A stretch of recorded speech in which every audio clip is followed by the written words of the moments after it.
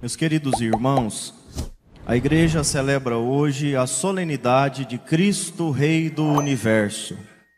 Com esta solenidade nós finalizamos ou fechamos o ano litúrgico. No próximo domingo iremos iniciar um novo ano litúrgico, celebrando o primeiro domingo do Advento. Nós recomeçamos a rezar, contemplar, meditar a vida de nosso Senhor Jesus Cristo, os mistérios da nossa salvação. Vocês que estão na igreja há muito tempo e participam com frequência, já devem ter percebido que nós passamos o ano todo celebrando os mistérios da vida de Cristo, e são os mistérios que correspondem à nossa salvação, os mistérios da nossa fé. E ano após ano, nós vamos crescendo, nós vamos progredindo no nosso entendimento e também no nosso afeto, no nosso amor a Jesus Cristo. Santo Agostinho nos ensina que ninguém ama aquilo que não conhece. E todos aqueles que vivem na igreja, participam da igreja com frequência, com constância, aprendem a amar Jesus Cristo mais e mais, porque conhecem através da liturgia Jesus Cristo cada dia mais. Então, a liturgia tem também esta finalidade de nos fazer conhecer, aprofundar o nosso conhecimento sobre a vida de Cristo, sobre os mistérios da nossa salvação. Então, próximo domingo, nós iremos iniciar um novo tempo, um novo ciclo litúrgico com a celebração do domingo do Advento. Então, todos os anos, o ano litúrgico tende para esta festa, que é a celebração de Cristo, Rei do Universo. Jesus é o nosso Rei, Jesus é o nosso Senhor. Nós dizemos isso em nossas canções, mas devemos dizer isso com toda a convicção do nosso coração, através dos nossos atos de fé. Jesus é o nosso Rei. O que significa esta afirmação? Primeiro, Ele é Rei porque Ele traz em si todas as virtudes, todos os adjetivos necessários para que Ele seja Rei. E todas essas virtudes e adjetivos é tudo perfeito em Jesus.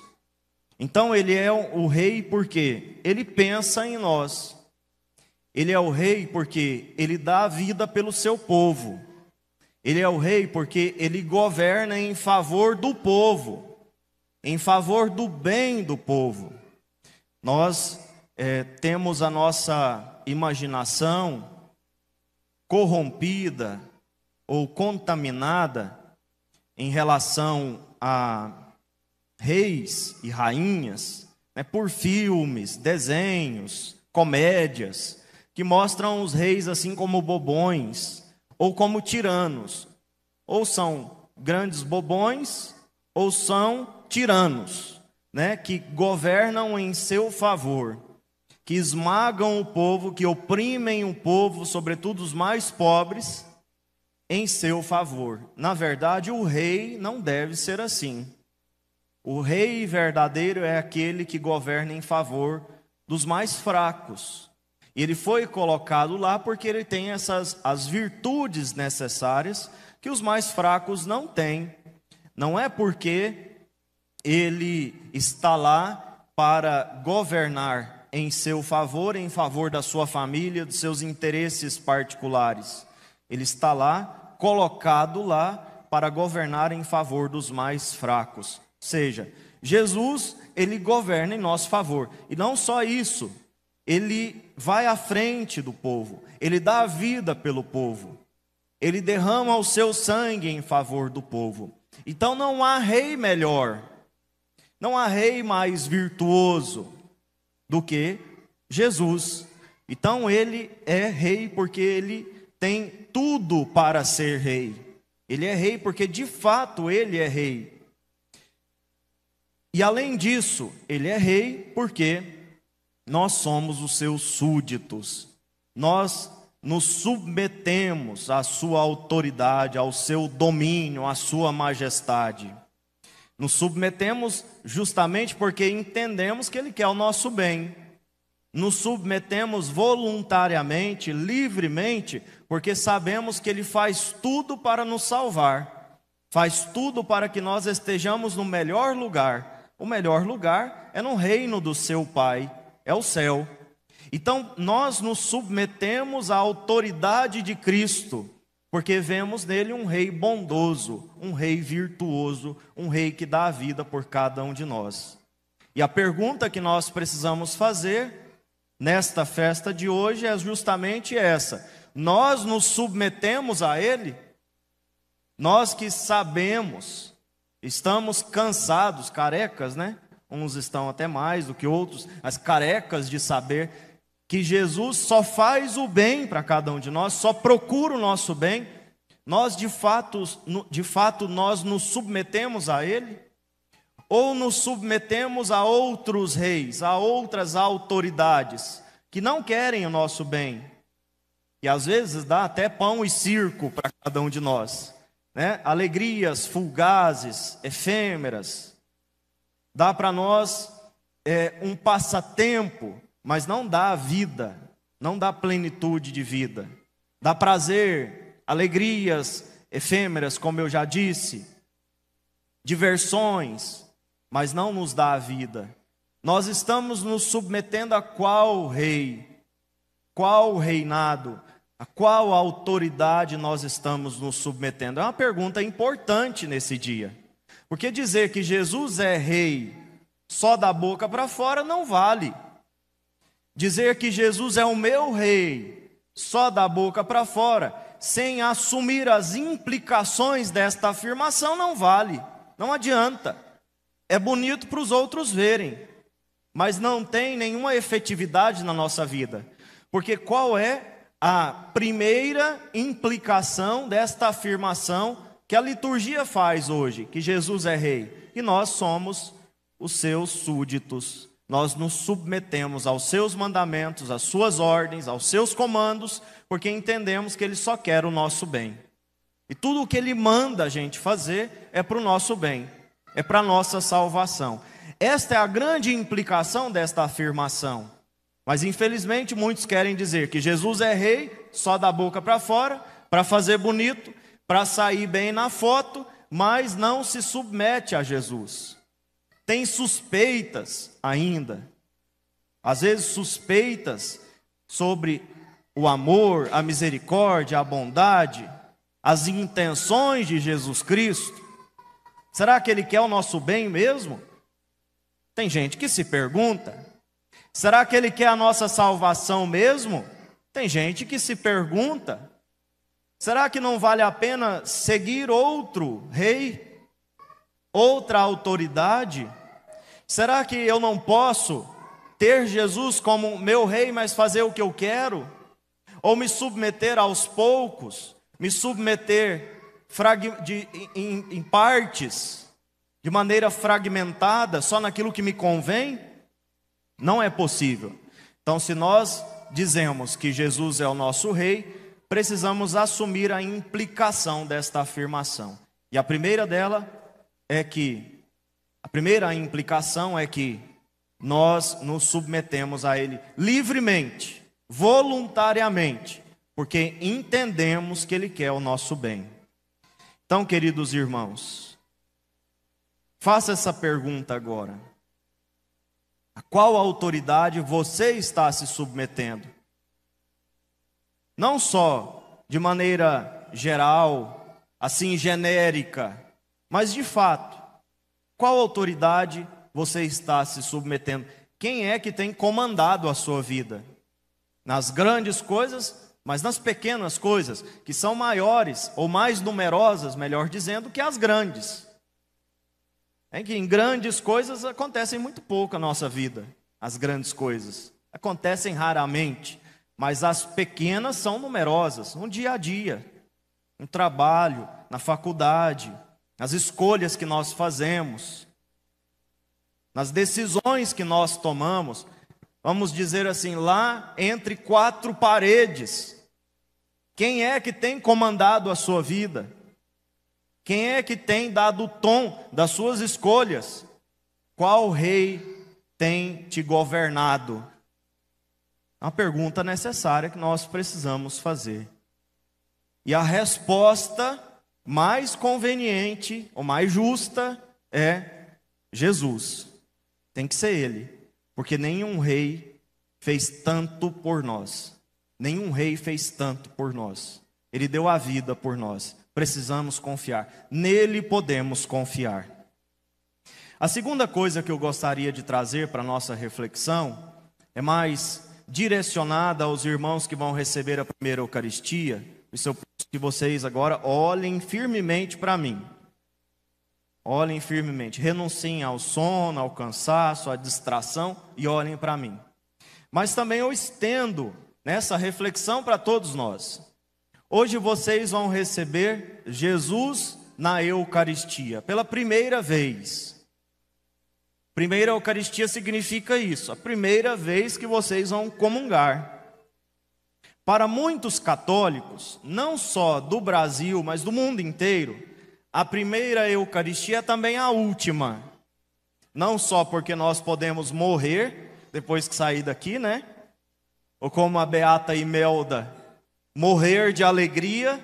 Ela morreu recebendo Jesus na comunhão pela primeira vez, morreu de alegria, né? Entrou em estado de oração e depois de êxtase, e finalmente se encontrou, se uniu ao seu amado, que ela tanto buscou na Eucaristia. Não só porque a nossa vida é breve, e nós de fato podemos morrer essa noite, mas tudo isso é até assustador, né, num primeiro momento, mas é inofensivo, né? Morrer não é o problema. O problema é como é que nós vamos morrer, como é que nós estaremos na hora da nossa morte. Mas não é esse o ponto que eu quero refletir. Porque para muitos a primeira Eucaristia é a última, porque muitos não voltam depois para comungar. Fazem a catequese, recebem a Eucaristia, né, recebem o diploma e agora posso ir cuidar da minha vida. Já agradei a minha avó, já fiz o que minha mãe e meu pai queriam, a minha namorada ou meu esposo, a minha esposa, agora eu vou cuidar da minha vida. Quer dizer, agora tenho o diploma de primeira Eucaristia, mas não volto mais na igreja. Então esta é a realidade de muitos cristãos. Comungam e somem. Agora, vocês se prepararam, estão aqui para receberem Jesus na Eucaristia. Não de maneira figurada, não é um recebimento, não é um receber assim de maneira simbólica, é real, porque Jesus está presente realmente na Eucaristia. A igreja nos ensina que Jesus está presente neste mundo e nas nossas vidas de várias maneiras. Por exemplo, espiritualmente, Jesus está presente em cada batizado, porque onde o Espírito está, Jesus está, o Pai está, a Santíssima Trindade está. Então, todo batizado é templo do Espírito Santo. De maneira espiritual, Jesus está. Quando dois ou mais estiverem reunidos, eu estarei no meio deles. Mas a única presença que a igreja chama de real é a presença eucarística. Por quê? Porque é uma presença substancial. Uma presença substancial. E nós sabemos que a substância é aquilo que define o que a coisa é. Os acidentes, ou seja, aquilo que nós vemos, aquilo que pode ser modificado, não define o que a coisa é. Então a substância diz respeito, digamos, ao ao âmago, ao interior daquilo. É aquilo que define o que a coisa é. Jesus está presente substancialmente na Eucaristia. Não é de maneira figurada, não é de maneira simbólica, não é uma presença aproximada, ou como dizem alguns protestantes, está ali do lado da Eucaristia, consubstancialmente. Não, ele não está presente desta maneira, ele está presente realmente, em corpo, sangue, alma e divindade. Aquele mesmo Jesus que está no céu à direita do Pai, está cada espécie eucarística, está em cada altar da Santa Missa, de maneira substancial. Embora os teus olhos vejam pão, embora os teus sentidos te digam que é vinho, a tua fé te diz é corpo, sangue, alma e divindade. São Pedro Julião Hermande diz assim: os teus sentidos dizem é pão, os teus sentidos dizem é vinho, mas não te engane os teus sentidos, não te engane os teus sentidos, é Jesus que está lá, é Jesus. E por que que ele está lá? Por que que nós podemos afirmar isso? Porque foi ele que disse, ele que disse, isto é o meu corpo, isto é o meu sangue. Minha carne é verdadeira comida, meu sangue é verdadeira bebida. Quem não comer essa carne e não beber esse sangue não terá vida. Foi ele que disse. Evangelho de João capítulo 6, todo mundo aqui já leu. E está muito claro. Não falou de maneira figurada. Tanto é que diante desta afirmação ele perdeu seguidores. O povo foi embora.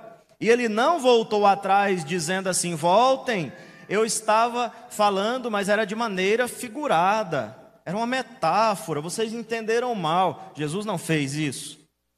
Ele quis inclusive despachar os próprios apóstolos, dizendo assim: se vocês pensam igual a eles, podem ir embora. E vocês também não vão embora? E Pedro então disse: a quem iremos, Senhor? Só tu tens palavras de vida eterna. Então aquele que tem palavras de vida eterna disse: a minha carne é verdadeira comida, o meu sangue é verdadeira bebida. Quem não comer a minha carne e não beber o meu sangue não terá vida. Então Jesus revelou isso para nós. E é por isso que nós podemos dizer com toda confiança, com toda a fé, como a igreja diz ao longo desses 2000 anos de história: ele está na Eucaristia. E agora, diante desta afirmação, diante desta fé, diante desta revelação, como é que nós comungamos uma vez e depois não comungamos mais? Ou comungamos de vez em quando? Ou comungamos quando nos convém? Ou comungamos de qualquer jeito? Existe uma estatística que diz que aqui no Brasil, na verdade, é uma estatística, que aqui no Brasil apenas 8% dos católicos vão à missa dominical. Só por aqui nós já vemos que existem 92% de católicos que não estão nem aí para a Eucaristia. Ou pelo menos não estão com aquela convicção necessária para irem à missa. Estão deixando a missa dominical. 8% é um número absurdo, mas é real. Vamos pensar aqui em nossa paróquia. Nossa paróquia, temos que 15 mil habitantes? A nossa paróquia, mais ou menos isso, 13, 15 mil habitantes. E será que dentro desses 13 mil habitantes, é isso mesmo ou estou falando bobeira? Bobagem. Mais ou menos isso, né?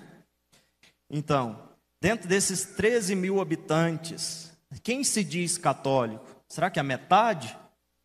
Metade diz que é católico? Será que a metade que diz que é católico está participando da missa? Não, porque senão nós íamos ter que construir mais umas 3 igrejas dessa aqui, ou mais, arrumar mais padre. Nós não íamos dar conta, né, do serviço. Ia ter que arrumar mais padre. Então a gente vê isso, é real. Não é a história da carochinha. De fato, os católicos não acreditam que Jesus está na Eucaristia. Além disso, os 8% que comungam, como é que eles comungam? Também é um dado que nós podemos ver diante de nós. Podemos analisar isso nas filas da comunhão. Tem gente que comunga mascando chicletes, por exemplo, que usam qualquer roupa para vir à missa. E eu não estou falando assim de roupa chique ou roupa simples. Roupa inadequada, imoral. Roupas, homens e mulheres, que vão à missa como se estivessem indo na praia, né? No Rio Araguaia. São roupas diferentes, né? São ambientes diferentes. Uma pessoa não distingue. Ela vai com a roupa que ela quiser, a roupa que ela se sente bem. E mais uma vez, eu não estou falando de roupa chique ou roupa simples, roupa modesta. As pessoas comungam depois de ter passado a missa inteira mexendo no celular. A pessoa comunga depois de ter passado a missa inteira pensando na morte da bezerra. A pessoa comunga depois de ter cometido os mais graves pecados possíveis. Só não matou e não roubou, o resto fez tudo. O resto fez tudo. Traiu a mulher, traiu o marido. O que mais que dá para fazer?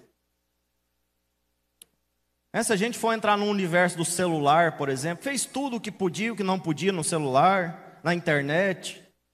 Andou por aqueles sites mais estranhos possíveis. E a pessoa comunga como se nada tivesse acontecido. Quer dizer, dentro desses 8% que frequentam a missa, nós temos um grande número que também não sabe. Para dizer, muitos estão procurando a Eucaristia sem saber do que se trata, sem acreditar do que se trata. De fato, a Eucaristia é corpo, sangue, alma e divindade de nosso Senhor Jesus Cristo, como Ele mesmo revelou. Mas as pessoas não estão nem aí para essa afirmação. Comungar já está bom. Sair bem na foto. Mais uma vez eu uso essa afirmação. Ou seja, para que as pessoas vejam, para que a minha família veja, para que a sociedade veja que eu tenho fé, que eu sou uma pessoa virtuosa, que eu sou uma pessoa boa. Mas o que tem entre quatro paredes, né? Até Deus duvida. Deus duvida do que a pessoa faz. Então, queridos irmãos, vocês que vão receber a primeira Eucaristia, primeira coisa que eu quero dizer para vocês, que não seja a última, Eucaristia, mas seja a primeira Eucaristia de muitas Eucaristias que vocês vão receber até que Jesus volte. Ou que Jesus volte na sua segunda vinda, ou que volte na sua realidade particular, pessoal, na sua história. No momento da sua morte, quando você finalmente poderá se unir àquele que você comungou. Se unir definitivamente, se unir eternamente àquele que você comungou em cada Santa Missa. Que não seja a última Eucaristia de vocês. E mais ainda, que vocês não se aproximem da Eucaristia como muitos se aproximam, infelizmente. Como se Jesus não estivesse lá. Como se fosse um pão bento. Como se fosse um símbolo qualquer. Como quem comunga participando da missa pela televisão, né? Que para muita gente também é a mesma coisa. Às vezes vocês escutam os padres falarem isso, vocês pensam assim, ele está mentindo, não é possível, né? Mas a gente escuta várias vezes. Eu participo pela televisão, não é a mesma coisa? O padre Léo tem uma afirmação interessante, ele fala assim, é a mesma coisa. Você está com fome, vai lá e veja o programa na Ana Maria Braga e pronto, encheu o bucho. É a mesma coisa. Já viram o padre Léo falando isso, né? E é claro, a pessoa não pensa. Você está com fome? Veja o programa da Ana Maria Braga. Você vai encher o bucho. Vai ficar cheio. E vai economizar em casa. Alguém faz isso? Não. Mas muitos acham que participar da missa pela internet ou pela rádio é suficiente. É claro, esse é um caminho, né, que ajuda aquelas pessoas que não podem vir de fato à missa, porque estão doentes, moram longe, moram no interior, enfim. Existem situações que afastam a pessoa da participação na Santa Missa presencial. Mas essas situações são raras, e são exceções. Para nós que podemos estar aqui, nós devemos estar. E por que nós devemos estar? Porque nós dissemos e dizemos que Jesus é o nosso Rei. E Jesus é o nosso Rei. E se Ele é o nosso Rei, nós nos submetemos àquilo que Ele determinou, àquilo que Ele mandou. Nós nos submetemos aos seus mandamentos. Porque os seus mandamentos, a sua palavra é para nós vida. Vida eterna, vida e salvação. Meus queridos irmãos, comunguemos todos nós hoje, diante da primeira Eucaristia desses nossos irmãos. Vamos também lembrar da nossa primeira Eucaristia, aquele momento tão esperado, né, tão desejado, em que nós, diante do Padre, com as mãos trêmulas e suadas, recebemos a nossa primeira Eucaristia. Recebemos em nossa vida Jesus, o seu Santíssimo Sacramento. Vamos renovar a nossa fé em Jesus presente na Eucaristia.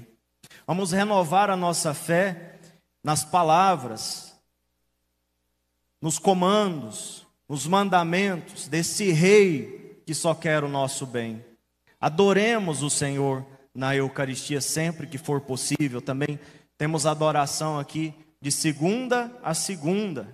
Tiremos um tempo para vir ver Jesus, adorar Jesus presente no Santíssimo Sacramento. Vamos renovar com os nossos irmãos, nesse dia tão especial para eles, a nossa fé em Jesus sacramentado. Louvado seja o nosso Senhor Jesus Cristo.